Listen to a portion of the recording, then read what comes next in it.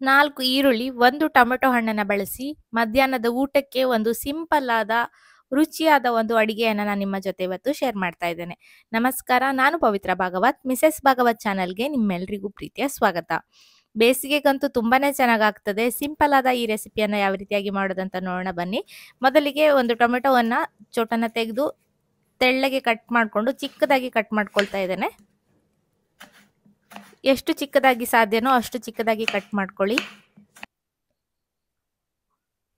4 ಚಿಕ್ಕ ಈರುಳ್ಳಿಯನ್ನ ನಾನು ತಗೊಂಡಿದ್ದೇನೆ. ಟೊಮೆಟೊ ಹಣ್ಣು ಸ್ವಲ್ಪ ದೊಡ್ಡದಾಗಿದೆ, ಹಾಗಾಗಿ ಚಿಕ್ಕ ಚಿಕ್ಕ 4 ಈರುಳ್ಳಿಯನ್ನ ತಗೊಂಡಿದ್ದೇನೆ. ಕಟ್ ಮಾಡಿರುವ ಟೊಮೆಟೊವನ್ನ ಒಂದು ಬೌಲಿಗೆ ಹಾಕ್ತಾ ಇದ್ದೇನೆ. ಒಂದು 10 ನಿಮಿಷದಲ್ಲೆಲ್ಲ ನೀವು ಅಡಿಗೆಯನ್ನ ಮಾಡ್ಕೊಳ್ಬಹುದು. ತರಕಾರಿಯನ್ನ ಕಟ್ ಮಾಡ್ಕೊಳ್ಳೋದು ಒಂದು ಕೆಲಸ ಅಷ್ಟೇ. ಈರುಳ್ಳಿಯನ್ನು ಕೂಡ ಹಾಗೆ ಸಿಪ್ಪೆಯನ್ನು ತೆಗೆದು ಚಿಕ್ಕದಾಗಿ ಇದನ್ನು ಕೂಡ ಕಟ್ ಮಾಡ್ಕೊಳ್ತೇನೆ. ಎಷ್ಟು ಚಿಕ್ಕದಾಗಿ ಕಟ್ ಮಾಡ್ಲಿಕ್ಕೆ ಆಗ್ತದೋ ಅಷ್ಟು ಚಿಕ್ಕದಾಗಿ ಕಟ್ ಮಾಡ್ಕೊಳ್ಳಿ. ಅನ್ನದ ಜೊತೆ ಊಟ ಮಾಡುವಾಗ ಚೆನ್ನಾಗಾಗ್ತದೆ. ದೊಡ್ಡ ದೊಡ್ಡ ಈರುಳ್ಳಿಗಳು ಬಾಯಿಗೆ ಸಿಕ್ಕಿದ್ರೆ ಅಷ್ಟು ಚೆನ್ನಾಗಾಗೋದಿಲ್ಲ. ಈರುಳ್ಳಿ, ಟೊಮೆಟೊ ಎಲ್ಲ ಕಟ್ ಮಾಡಿ ಆದ ನಂತರ ಸ್ವಲ್ಪ ಕೊತ್ತಂಬರಿ ಸೊಪ್ಪನ್ನು ಕೂಡ ಚಿಕ್ಕದಾಗಿ ಕಟ್ ಮಾಡಿ ಇದರ ಜೊತೆಗೆ ಸೇರಿಸ್ಕೊಳ್ತೇನೆ. ಈಗ ಇದಕ್ಕೆ ಒಂದು ಮಸಾಲೆಯನ್ನು ರುಬ್ಕೊಳ್ತಾ ಇದ್ದೇನೆ. ಮಿಕ್ಸಿ ಜಾರಲ್ಲಿ 1 ಹಸಿಮೆಣಸನ್ನು ಹಾಕೊಂಡಿದ್ದೇನೆ. ನಂತರ ಒಂದು 3/4 ಕಪ್ ಆಗುವಷ್ಟು ಹಸಿ ಕಾಯಿ ತುರಿ, 1/4 ಚಮಚದಷ್ಟು ಸಾಸಿವೆಯನ್ನು ಹಾಕೊಂಡಿದ್ದೇನೆ. 2 ಟೇಬಲ್ ಚಮಚ ಆಗುವಷ್ಟು ಪುಟಾಣಿ ಅಥವಾ ಹುರುಗಡಲೆಯನ್ನು ಹಾಕೊಂಡಿದ್ದೇನೆ. ಒಮ್ಮೆ ಇದನ್ನ ಹಾಗೆ ಪೌಡ್ರನ್ನ ಮಾಡ್ಕೊಳ್ಬೇಕು. ನಂತರ ನೀರನ್ನ ಸೇರಿಸ್ಕೊಂಡು ನುಣ್ಣಗೆ ಇದನ್ನ ಪೇಸ್ಟ್ ರೀತಿ ಮಾಡ್ಕೊಳ್ಬೇಕು. ಎಷ್ಟು ಸಾಧ್ಯನೋ ಅಷ್ಟು ನುಣ್ಣಗೆ ಮಾಡ್ಕೊಳ್ಳಿ. ಈ ರೀತಿಯಾಗಿ ನುಣ್ಣಗೆ ರುಬ್ಕೊಂಡಿದ್ದೇನೆ. ಈಗ ಇದನ್ನ ಈಗಾಗಲೇ ಕಟ್ ಮಾಡಿ ಇಟ್ಟಿರುವ ಟೊಮೆಟೊ ಈರುಳ್ಳಿಯ ಜೊತೆ ಸೇರಿಸ್ಕೊಳ್ತಾ ಇದ್ದೇನೆ. ನಂತರ ಮಿಕ್ಸಿ ಜಾರಿಗೂ ಕೂಡ ಸ್ವಲ್ಪ ನೀರನ್ನ ಹಾಕಿ ಇದಕ್ಕೆ ಸೇರಿಸ್ಕೊಳ್ತೇನೆ. ಈಗ ಇದಕ್ಕೆ ಒಂದು 5-6 ಟೇಬಲ್ ಚಮಚ ಆಗುವಷ್ಟು ಗಟ್ಟಿಯಾಗಿರುವ ಮೊಸರು ಅಥವಾ 1 ಕಪ್ ಆಗುವಷ್ಟು ಮೊಸರನ್ನ ಹಾಕೊಳ್ಬೇಕಾಗ್ತದೆ.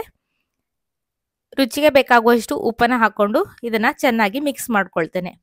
ತುಂಬಾನೇ ಸಿಂಪಲ್ ಆದ ಒಂದು ರೆಸಿಪಿ ಇದು.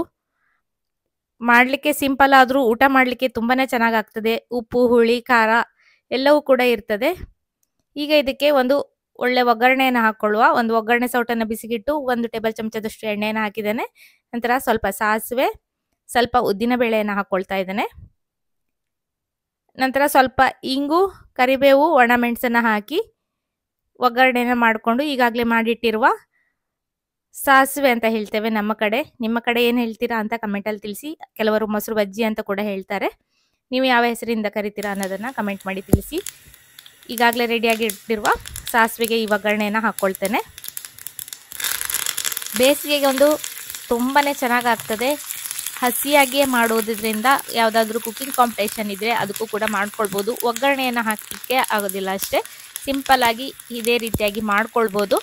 ಇವತ್ತಿನ ಈ ರೆಸಿಪಿ ಇಷ್ಟ ಆಗಿದೆ ಅಂದ್ಕೊಳ್ತೇನೆ. ಇಷ್ಟ ಆದರೆ ಖಂಡಿತ ಒಂದು ಲೈಕ್ ಮಾಡಿ, ಶೇರ್ ಮಾಡಿ, ಅನಿಸಿಕೆನ ಕಮೆಂಟಲ್ಲಿ ತಿಳಿಸಿ. ಹಾಗೆ ಚಾನಲನ್ನು ಸಬ್ಸ್ಕ್ರೈಬ್ ಮಾಡಿಕೊಂಡು ಸಪೋರ್ಟ್ ಮಾಡಿ ಅಂತ ಕೇಳ್ಕೊಳ್ತೇನೆ. ಹಲವಾರು ರೆಸಿಪಿಗಳು ಈಗಾಗಲೇ ಪೋಸ್ಟ್ ಮಾಡಿದ್ದೇನೆ. ಎಲ್ಲವನ್ನ ನೀವು ಕೂಡ ಒಮ್ಮೆ ನೋಡಿ ಮನೆಯಲ್ಲಿ ಟ್ರೈ ಮಾಡಿ. ಇದೇ ರೀತಿ ಇನ್ನೊಂದು ಹೊಸ ರೆಸಿಪಿಯೊಂದಿಗೆ ಬರ್ತೇನೆ. ಅಲ್ಲಿಯವರೆಗೂ ನಮಸ್ಕಾರ.